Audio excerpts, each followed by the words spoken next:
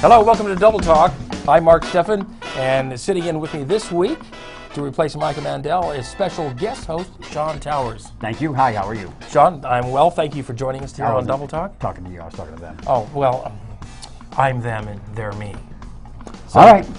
So anyway, thanks for being here today on Double Talk, and we're going to have a great conversation today, starting with the fact that the Las Cruces Vaqueros, you know the Vaqueros. I do know the Vaqueros. They are our local semi-professional baseball team.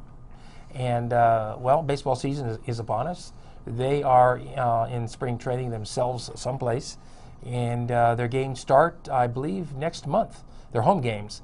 And now, they're still playing it up at Ducker Park? They're going to be playing it up at Ducker Park. And, in fact, they're looking for sponsors. They want businesses to sponsor each night. Each home game will be sponsored by a local business. Channel 98 will be there sponsoring one of the evenings. And when that happens, come out and say hello. I'll be there. And the one thing they're looking for, though, are school kids, high school and junior high kids, to come and sing the national anthem. Why does it have to be high school and junior high kids? They want school kids to do it. They want to get the school kids involved. If they don't get enough school kids involved, maybe you could be out there singing. That's what I'm saying. That's what I'm saying. Yeah, you want to sing? Can you sing? No. No, doesn't matter, does it? Not at all. It's the national anthem. It didn't stop Roseanne. It shouldn't stop you. Absolutely not. But they are looking for high school kids to come out and sing the national anthem. So if there's any kids out there that want to try and sing the national anthem, then keep that in mind. And next week's show, we'll be giving you more information on how you can contact the Vaqueros. Also, the Vaqueros also need people to put up the players when they're in town. There's about 30 home games, and they need the local players on the Vaqueros who don't live in Las Cruces. They need a place to stay. It's kind of a low-budget league. They don't have room. They don't have money for hotels, so they do need people to put people up in their home. Some people are even taking 2 players. You could take one, couldn't you? Absolutely not. No? No. I'm about as low budget as you get. Okay. Well, okay, he doesn't have room in his tent over there at Camp Hope. There's only so much room. Those of you who might have room, please, well, there'll be more next week, and we've talked about this in previous weeks, how you can put up a Vaquero. All they require is room and board. They're out of town a lot. They're probably out of town as much as they're in town. But anyway, those are the needs of the Vaqueros, and there'll be more on that next week. And when you show them that kind of love, when you show them that kind of caring, yes, there's no possible way that they're going to lose them. That's right. Plus, you'll get free tickets to the games. You can't beat that. Now, this weekend, today actually, Trinity site is open. Ah, yes. It's open to the public. They only open it twice a year to the public. And if you want to go out and get irradiated, at Trinity site, the home of the first atomic bomb blast the world has ever seen, you can drive out there. It takes about 2 hours to get there. You drive north on Interstate 25. You turn right at San Antonio. You travel on about 15 miles to the Stallion Gate. You make a right there, and you travel down about 10 miles. Don't go to the Philly Gate. Don't go to the Philly Gate. The Stallion Gate. And that's where that's where the Trinity site is. That's where the monument is that we just saw.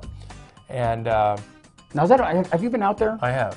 Is that really all it is? It's just that monolith-looking structure, and that's it? No, there's more to see than just that. They also have on display this gigantic metal container in which the plutonium was housed in, and not the bomb itself, but they were afraid that if there was some sort of an explosion, they didn't want to lose the plutonium. They didn't want it flying off into the desert. So this thing, the walls are about this thick. It's a gigantic metal container that held the plutonium core. And so that's on display. And also the farmhouse where they assembled the bomb is there, which is about 2 miles away from the blast site. So you actually get on a bus and they take you over to the farmhouse and they show you where the bomb itself was actually assembled the day before they set it off. And with the blast site, not to be sounding ignorant, but I normally am, can you actually see where, is it bowled out? There's a slight depression still left that has not been filled in by the blowing sands. And there's also, allegedly still, you can pick up pieces of trinitite, which is sand that fused together in the heat to form a new kind of element, a new kind of rock. And they don't recommend you picking those up if you find them, because there are still They're still radioactive. Slightly, but still so. I'm so glad I came here. I've learned something. And the background radiation there is a little bit higher than it is everywhere else, but not enough so that you'd notice. Much less than any X-ray you'd ever get, or sunburn is much more than you'd ever get out there. You got me worried there. Now, don't get worried. It's an educational thing to do. I recommend doing it once, and once you've done it, there's really no need to do it again. Now, speaking of For about so many other things. speaking of bombs, Walmart wants to build an additional mini Walmart in Las Cruces. And there's a lot of people who are for this and a lot of people who are against it. And that, my friends, is why they call him King of the Segways. People who are against it would be, well, Save Mart, who have a grocery store just about 6 blocks down Valley Drive from where they want to build the new mini Walmart. The Green Chamber of Commerce has a No More Walmarts campaign going on right now. Well, this would make, when this one goes up, this will make number 137 in the city, right? Well, almost. What do we have? 4 Walmarts? 3? 4, 137, give or take. Yeah, what's the difference? They want to build this Walmart at the corner of Toshiro and North Valley Drive, pretty much right across the street from Pickwick. Now, they intend to have 12 gasoline pumps at this one, which is right across the street from Pickwick. Will they have rollback prices on the gas? Who knows? It probably won't be quite as cheap as Sam's Club because that's membership prices there. But they are going to have groceries, and I guess not quite as many groceries as the super Walmarts have, but they'll have groceries. There'll be a drugstore, So what's the difference between the regular Walmart, the super center, and the mini Walmart? The mini Walmart. I'm not really sure, but when the first Walmart opened, it wasn't a super Walmart. It was just Walmart. Then when they opened when they rebuilt the new Walmart on Walnut, that was the super Walmart, which was bigger than the original Walmart. This is the Walmart Junior, and I don't really know what the difference is. I've never been inside one of these things. It may be a new trend amongst the Walmart family. I tend to get my social consciousness and my feelings from the South Park television show. Yes. And Walmart is evil. Well, it is evil. Look how many mom and pop stores they put out of business, and they could do this here. They could put Save Mart out of business. But you can't. But they're much like that. They're much like Brokeback Mountain. You can't quit them. You can't quit Save Mart? I can't. No, I can't quit Walmart. You can't quit. I try to avoid Walmart if I can. I try to too, but it's like a. It's like Al Pacino in The Godfather. They keep calling me back in. Yeah. I love those prices. But, right. Well, and they will match any prices in town. It's funny, in Tier C, they have a Walmart now. Yes. But when I was living there, because I was serving penance for all my sins for a while, back about 15 years ago, Walmart hadn't come in yet. They were trying to come in, and Tier C fought tooth and nail for them not to be allowed to come in. Now, what was the end result when they came in? Pretty much what they said was going to happen. Some of the mom and pops were going to go out of business. I was in Tier C just a few weeks ago, and I was walking down the main street there, and I was amazed how many stores were closed, boarded up. Locally owned shops. I was amazed because I drive up there every day now to work up there, but I was amazed at how many stores were still open with the Walmart there, and how many new stores have been opening up, which kind of surprised me, but kind of cool to see. Well, now Tier C is kind of a retirement resort sort of a town. I don't know if you could go resort so much as well, Ted Turner bought that new the old hotel there, and Tatsu's got the restaurant operating inside of it. That's why I was up there for the grand opening of that thing. Because you're hoity-toity. Yeah, I'm hoity, but I'm not toity. Okay, all right then. And now you work up there because Yes. you work for KCHS Radio. I do. I work for KCHS Radio. It's a country station, 1,000 watts, and I work up there because my career is skyrocketing right now. And so if you take a boat too far on the lake, you really can't pick up that station. Well, here's the thing. We're a 1,000-watt station, so we're very, very solid from like the north end of Tier C, almost to the south end. Okay. But then you'll lose its then. But if you got in the lake too far, you really can't pick it up? no, not at all. And if you're in the middle of town, solid. Solid. Solid. Oh, sorry, I wasn't supposed to do that. Because that's where your microphone That is where my mic is. I'm sorry. Radio. Shut up. Now, you also, tell us what else you do. Because I really didn't introduce you well enough at the start. You also work at Whiskey Dick's. At Whiskey Dick's. I'm the DJ over there at Whiskey Dick's, which earlier this week we had Kevin Fowler, and very soon we're going to be having another great country act coming through, but I'm not allowed to say it yet because it hasn't been finalized. Okay. And I don't want to get in any more trouble than I have already. Now, do they charge a cover when these people come in? Yes, like for the Fowler show, which happened this past Thursday, it was $15 to get in, which wasn't not a bad price to see Kevin Fowler. We try to keep the prices for big events like that as reasonable as we can, so that people can go and have a good time and not break their bank.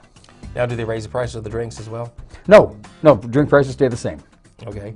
Now, I'm not familiar with Kevin Fowler. What kind of music was that? He's what they call a Texas country act. Okay. Lord Loves the Drinking Man is one of the songs that he made famous, or that he covered to make famous. All the Tequila in Tijuana. He covered a Queen song, Fat Bottom Girls, which I think was very, very good, very, very well done. Okay. I was like, do you think I could stutter anymore? What? Do you think I could do that possibly anymore? I'm still worried about my microphone. Okay, well, and rightly so. But anyway, Whiskey Dick's open Tuesday through Saturday from 5 to 2 every night. Tuesday through Saturday, closed Sunday, Monday. Yes. I was in there one Saturday a few weeks ago when they had the car show out front. Went in there for a beer, looked around. It's kind of a new rustic feel to it. Corporate rustic. Yeah, corporate rustic. New vintage. I've not been to the one in El Paso, have you?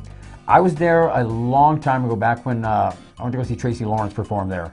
And from what I remember, and from what everybody has told me, including people that work there in the El Paso Whiskey Dick's, much smaller than the one that we have here. Is that right? Which is strange because normally everything is bigger in Texas. That's right. Now the one in Texas serves food. This one here does not. Not yet. Not yet, but we will soon enough. Good deal. Good deal. Okay, now one more thing to talk about before we take a break, and that's this. There's a post office at New Mexico State University.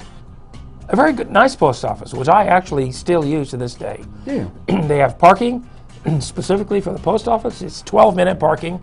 Gives you just enough time to run in, mail a package if there's no line, or to get your mail from the P.O. box that's in there. Excuse me. Now, there's talk about remodeling Corporate Center, and since a lot of the room that the post office has there inside Corporate Center is not being utilized, they're saying, well, maybe we should move the post office out and not have one on campus.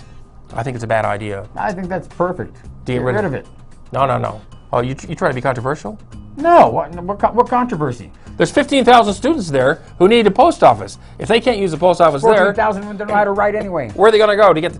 Now they're saying, well, there is a post office facility at the corner of Idaho and Solano. Now there's no services there, but we do have some P.O. boxes. Maybe if we were to expand and add some services there, how like hard a counter. Would it be to just get in their little car, drive down to a post office, the one off of Union? Because many of the kids who live in the dorms don't have a car. Then they can walk.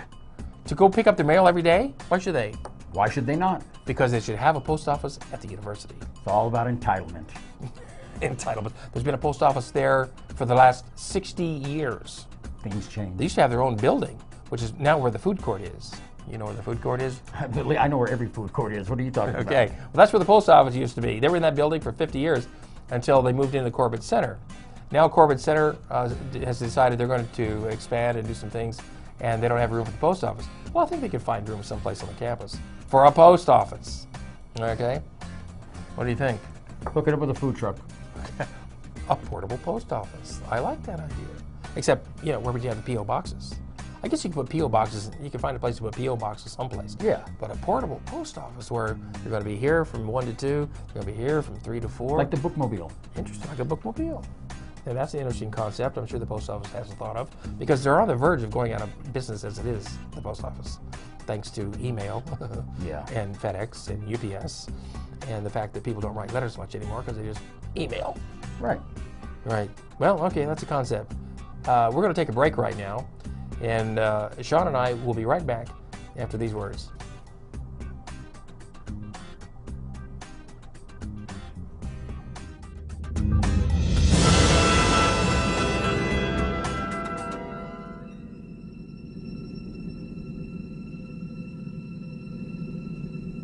Attention users of the blood-thinning drug Xarelto.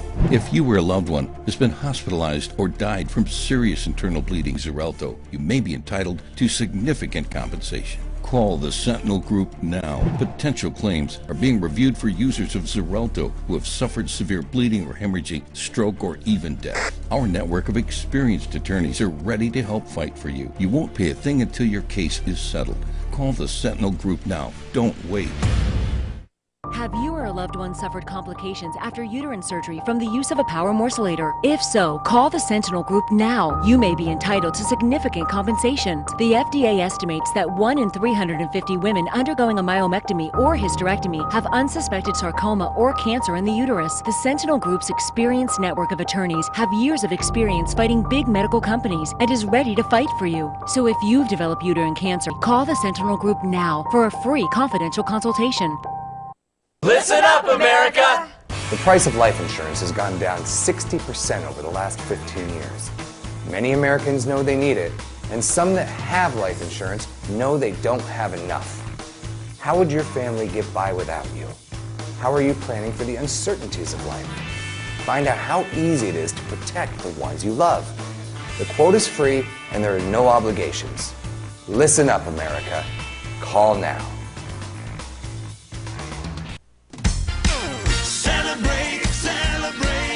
Fiesta Motors. Come and see us today and discover why our service is second to none. In business for over 17 years, we have the right car for you. When you buy a vehicle from Fiesta Motors, we do everything possible to ensure your satisfaction. Located at the corner of El Paseo and Main. See you there. Celebrate Fiesta Motors, where buying a car is always a celebration. An important message for Americans in need of health insurance. If there's been a recent change in your life, you are eligible for immediate protection under the Affordable Care Act. If you're uninsured because you missed the enrollment deadline, we can help. To get the protection you need, you can visit the Healthcare Exchange and spend hours exploring your options. Or you can make a single call to Health Markets and let us do the legwork for you at no cost or obligation. Call the number on your screen now. Operators are standing by. Get the coverage you need. Call now. Non-attorney spokesperson. This is a medical alert. If you or a loved one took Zofran while pregnant for morning sickness or nausea, and your baby was born with a birth defect, call us immediately. Call 1-800-953-0860. You and your child may be entitled to compensation. Zofran taken during pregnancy may increase the risk of heart defects, cleft lip, cleft palate, and other birth defects. Call us now for a free confidential consultation. Call 1-800-953-0860. 1-800-953-0860.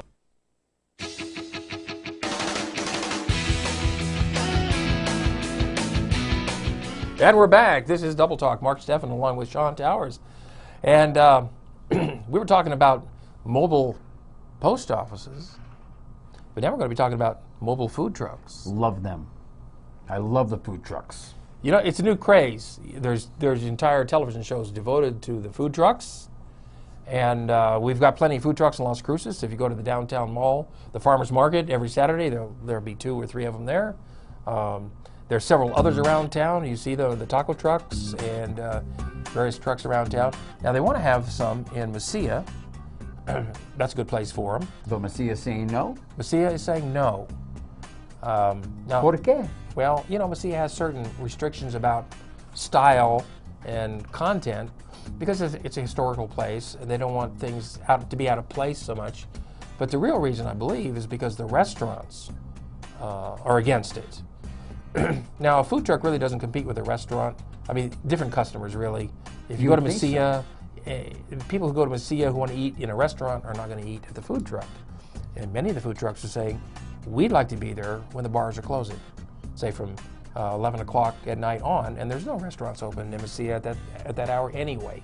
So they really wouldn't be competing with the restaurants. No, and if you're a restaurant in Mesilla and you're really concerned about having to compete with the food truck and the quality of the food truck's food compared with yours, then maybe you should start worrying more about the quality of your food than about the food truck. Now, some of these food trucks are pretty good. They are. Yes, they are. And they're getting better. Now, there is a food truck in Mesilla over at the Spotted Dog Brewery. It parks next door to them, basically in the Shorty's parking lot, right next to the bar itself. The way they get away with it, apparently, is that there's no signage on the truck. It's a trailer, apparently, that's pulled behind a pickup truck, and there's nothing on it that says it's a food truck. There's no advertising or anything like The that. windows aren't tinted on it, are they? I don't know, because I haven't seen That it. would get me worried about something else. I'm just saying. I'm not saying. I'm just saying. Well, Some things you need signs on. don't get the Mesieros mad. But they're allowed to serve food. You can take the food from that food truck into the bar. See, and that's the only reason it's there, because the bar itself doesn't have a kitchen yet. And the food truck is only there on Friday and Saturday nights anyway. If you want to go to the Spotted Dog and get some food during the week, like for lunch, you can go to Shorty's next door. They have a kitchen there. Yes. And they make pretty good chicken sandwiches and other stuff, hamburgers and so forth. You can take those into the Spotted Dog with your beer. But other food trucks right now, Mesilla is saying, no food trucks for 120 days. We're not going to consider it for that long. We'll put it back on the agenda at the town council meetings then to decide whether we can let the food trucks in. Because right now there's no way of permitting them. They don't have the... Well, I think they want to... Their concern is how to regulate them, because they haven't been regulated for forever. They don't have the permitting process in place, so they don't have the ordinance or whatever it takes. They need a way to get their cut. Exactly. And they have to figure out how to allow the food trucks in, or how to have a good reason not to allow them in. Then just be honest and say that. Just say, you know what? We haven't had you folks in here before. We don't know exactly how we want to tax you, how we want to regulate you, but we need to figure out how we're getting our cut. And once we figure that out, then we'll let you know. Right. Just come on. I wish there was just, and it's never going to happen, but honesty in the political arena, honesty in the government arena would be just such a breath of fresh air. Well, you know, the food truck people will be glad to pay whatever the permit is to be able to operate within the town limits. I'm sure that won't be a problem as long as it's not an outrageous fee. Right. But, you know, you never know. Everything, because there's a lot of things in Mesilla that I think are overly priced. Well, yeah, yes. You know, some of those restaurants are a bit pricey. They get away with it because they attract the tourists. And a lot of people $7.99 for a glass of water. For El Paso, glass of water. Yeah. How much? $7.99. Bottled water. No, glass. Tap water. Tap Who water. charges that? I don't know. You're just making that up. That sounds like those are margarita prices. Except they charge $12 for margarita, double eagle, I believe. Now, you know, Mesilla, although it has a lot of problems with their politics, you know, they had like 4 or 5 Mesilla marshals in a row who were criminals. Don't get me started on that. I think we all know what the problem there was. But they can always just find pride in knowing at least they're not Sunland Park. They're not Sunland Park. Well, they're the whole council of criminals, apparently. Allegedly. Allegedly. And of course, down there you have Santa Teresa wanting to become their own township and break away from the county, which may not be a good idea. But that's a whole other show. But talking about Las Cruces politics, the new outdoor watering restrictions are now in place for Las Cruces. The summer watering restrictions. And what are they? Because it used to be odds and evens. You can only. We still have that. If you're on the odd side of the street, you can water on these 3 days. If you're on the even side of the street, you water these 3 days. That's fine. But you may not water, no matter what side of the street you're on, between the hours of 10 in the morning and 6 in the evening, because that's when all the water evaporates. That makes sense. It makes sense. That's why golf courses water at night. And you'll end up burning your grass too if you're watering it during those times of the day. Right. So everybody, but if you get caught watering during the hours of the prohibition, and codes catches you, then codes will leave a citation on your door. And codes loves doing that. Oh, they love citing people. You know, right now they're running around town citing people for weeds, or at least warning them. Oh, I used to have that problem all the time. Oh yeah, I got one of those the other day. So I pulled some weeds. So I wouldn't do it. No, I wouldn't pull them. So I planted the weed. I wanted to see how high the weeds could go. Okay, and I bet your neighbors loved that. You know, we didn't get along anyway. But now the city's got a new tactic where, besides the fines from codes, the city will fine you on your water bill. They'll tack on a fine for water abuse. Water abuse? Water abuse, yes. That's a legal thing. That's an actual thing now, water abuse. Well, that's what I'm calling it. Oh, it's a Steffen term. Yes, it is. Water abuse. They're calling it violation of using too much water, basically. Watering when you shouldn't water, Or you see a lot of people watering the sidewalk. They turn the water on, it floods off their lawns. Being a jerk is what they're calling it. And it calling starts running down the street. That's water abuse. It's a jerk tax. Exactly. And people like that, need it. Except you see the city violating that all the time. You see the university violating that all the time. Well, they're different. You see them watering the street. They're special. Yeah, they are. The streets have to get watered sometimes. Well, But with all the blood of the peasants. So, I don't know what that means. I don't either. But, so anyway, the season is upon us. We're in a drought condition. Let's make no mistake about that. Let's not be California. We need to conserve water. So, this is Easter Sunday, by the way. Tomorrow is Easter. I noticed there weren't any Easter buffets listed in the Pulse. And I have a bone to pick with the Pulse. It keeps getting smaller and smaller to the point where it's almost irrelevant. They're getting rid of the film column. They're going to call it the flat line soon. Sheridan O'Donnell's has been pulled, and the Pulse is just getting more and more irrelevant. But anyway, this is Sunday, Easter Sunday, and our advice is do not buy the pet chickens, the little chicks at the Horse and Hound or wherever they have them for sale, because as pets. Because they grow up. If you're going to raise them to raise chickens so they can have eggs and full-grown chickens, that's fine. But bunnies and chickens really aren't the best thing, especially chickens, because they have disease. And but if you want, the only chickens you should buy are those peeps, as long as you don't eat them, because they're toxic to eat too. The peeps are? Oh God, you don't want to eat those. This is high fructose corn syrup and artificial coloring. And Apodaca, though, they're having the Egg Fest on Sunday. You can go there for that. Young Park. Young Park. The Egg Fest. Kids can run around and collect eggs and have a good time. And hopefully, for those of you that are believers of such, hopefully you get to see them come back this year. Because out of an egg. Yes. Yeah. Now, I missed that part in the Bible, but today is Arbor Day.